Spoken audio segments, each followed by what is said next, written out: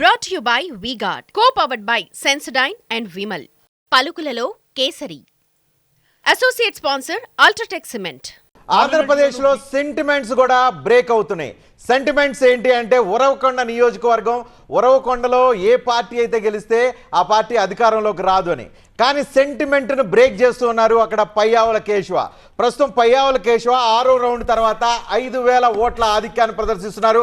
Payyavula Keshava Telugu Desam party అభ్యర్థి, తెలుగుదేశం లీడ్లో కనిపిస్తుంది, పయ్యావుల కేశవ లీడ్లో కనిపిస్తున్నారు. సో సెంటిమెంట్స్ అన్ని బ్రేక్ అయిపోతున్నాయి. పయ్యావుల కేశవ ఆధిక్యాన్ని కనుక ఇదే కొనసాగించి గెలిచినా కూడా తెలుగుదేశం పార్టీ అధికారంలోకి కంటిన్యూ అయితే కనుక ఈ సెంటిమెంట్ ఉరవకొండ సెంటిమెంట్ అనేది బ్రేక్ అయ్యారు. 3 స్థానాల్లో ఉరవకొండ ఒకటి, బాలకృష్ణ, చంద్రబాబు నాయుడు వీళ్ళు ముగ్గురు గెలిచారు. కానీ ఈసారి మళ్ళీ రెండోసారి ఉరవకొండలో పయ్యావుల కేశవ్ రావడమే కాదు, టీడీపీ ప్రస్తుతం మ్యాజిక్ ఫిగర్ని దాటి ఇప్పటికే చాలా ముందుకెళ్ళిన సందర్భంలో దాదాపుగా రాష్ట్రంలో టీడీపీ వచ్చేటువంటి వాతావరణంలో పయ్యావుల కేశవ్ కూడా ఈసారి గెలవడం అనేది ఒక ప్రత్యేకించి చెప్పాల్సి నోట్ చేయాల్సినటువంటి అంశంగా. ఇంకొక ఇంట్రెస్టింగ్ పాయింట్, ఇంతకుముందు వచ్చిన నెంబర్స్ తారుమారైనాయి. సో కూటమికి వైఎస్ఆర్ కాంగ్రెస్ పార్టీకి ఇంతకుముందు 151 వస్తే ప్రస్తుతం 151 కూటమి టచ్ అయిన పరిస్థితి కనిపిస్తుంది, లీడ్స్ రూపంలో టచ్ అయిన పరిస్థితి కనిపిస్తుంది. ఇంతకుముందు 23 ఇటువైపు తెలుగుదేశానికి వస్తే ఇప్పుడు అదే పరిస్థితి వైఎస్ఆర్ కాంగ్రెస్ పార్టీకి కనిపిస్తుంది. దేవుడు రాసిన స్క్రిప్ట్ అన్నారు ఇది, ఇప్పుడు ఓటర్ స్క్రిప్ట్. జాయిన్ అవుతున్నారు లైవ్ లో అప్డేట్స్ అందించడం కోసం.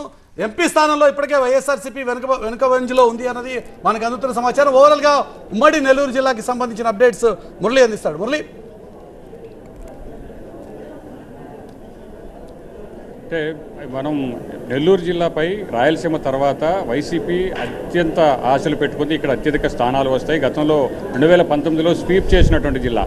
ఈసారి కూడా ఫలితాలు అలానే ఉంటాయని భావించింది. కానీ పరిస్థితి చూస్తే మాత్రం పూర్తిగా కూడా తారుమారైంది. కేవలం 2 నియోజకవర్గాల్లో మాత్రమే వైసీపీ ప్రస్తుతం ఆధిక్యంలో ఉంది.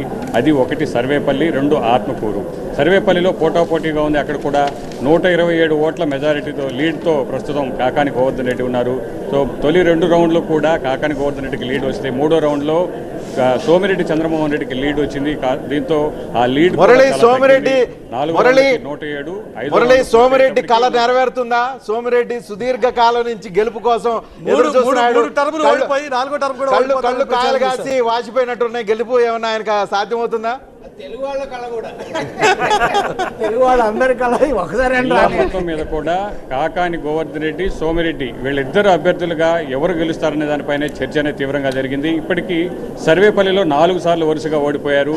టీడీపీ ఇక్కడ గెలిచి దాదాపు 20 సంవత్సరాలైంది. 20 సంవత్సరాల తర్వాత అయినా ఇక్కడ టీడీపీ విజయం సాధిస్తుందా అనేది ఇక్కడ కీలకంగా మారినటువంటి చర్చ. సో అలాంటి పరిస్థితుల్లో ఇప్పుడు పోటాపోటీ లీడ్ ఉంది. ఇప్పటికి 5 రౌండ్లు మాత్రమే పూర్తయింది. మిగిలినటువంటి రౌండ్లు దాదాపు 20 రౌండ్ల వరకు కూడా ఉంది.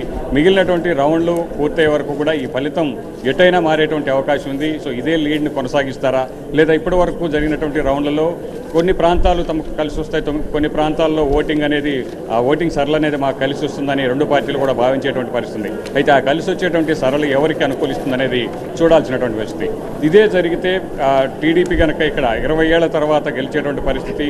టీడీపీ గెలవడం ఒకటి, సోమిరెడ్డి చంద్రమోహన్ రెడ్డి 5వసారి ఇక్కడి నుంచి పోటీ చేస్తున్నారు. మొత్తం చూసుకుంటే ఆయన 5 సార్లు ఇప్పటికే పోటీ చేశారు. ఒకసారి ఉప ఎన్నికల్లో కోవూరు నుంచి కూడా పోటీ చేశారు. 5 సార్లు వరుసగా ఓటమి చెందినటువంటి నేతగా ఆయన్ను పదే ఇక్కడ చెబుతూ ఉంటారు. అలాంటి పరిస్థితి నుంచి ఈసారి ఫలితం ఏ విధంగా ఉండబోతుంది అనేది ఆసక్తిగా మారినటువంటి అంశం. అలాగే నెల్లూరు సిటీ కూడా దాదాపు 20 సంవత్సరాల పైన అయింది ఇక్కడ టీడీపీ బోణి కొట్టి. అలాంటి నెల్లూరు సిటీలో కూడా నారాయణ మంచి లీడ్లో కొనసాగుతూ ఉన్నారు. సో దీంతోపాటు నెల్లూరు రూరల్ చూస్తే అసలు నియోజకవర్గం ఏర్పాటైనప్పటి నుంచి ఒక్కసారి కూడా ఇక్కడ టీడీపీ గెలవలేదు. అయితే తొలి 2 సార్లు కూడా కూటమిలో భాగంగా బీజేపీకి, కమ్యూనిస్టులకు ఇచ్చినటువంటి ప్రాంతంలో పోటీ చేయడం అనేది తొలిసారి. ఈసారి కోటమిరెడ్డి శ్రీధర్ రెడ్డి వైసీపీ నుంచి వచ్చి ఇక్కడ పోటీ చేశారు. ఆయన ప్రస్తుతం లీడ్లో కొనసాగుతూ ఉన్నారు.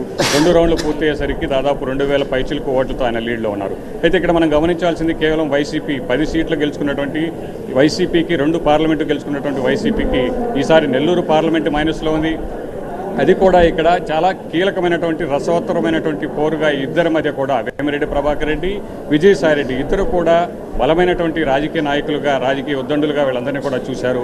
అలాంటిది భారీ మెజారిటీతో వేమిరెడ్డి ప్రభాకర్ రెడ్డి దూసుకుపోతున్నారు. ఇప్పటికే 20,000 వరకు కూడా లీడ్ అనేది కొనసాగుతుంది.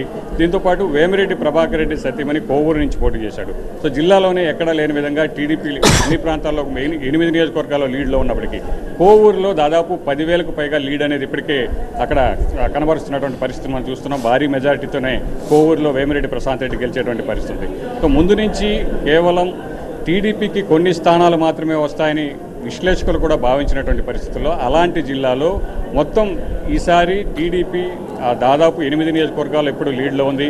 మిగిలినటువంటి 2 నియోజకవర్గాల్లో కూడా తక్కువ లీడ్లో మాత్రమే వైసీపీ ఉన్నటువంటి పరిస్థితులు.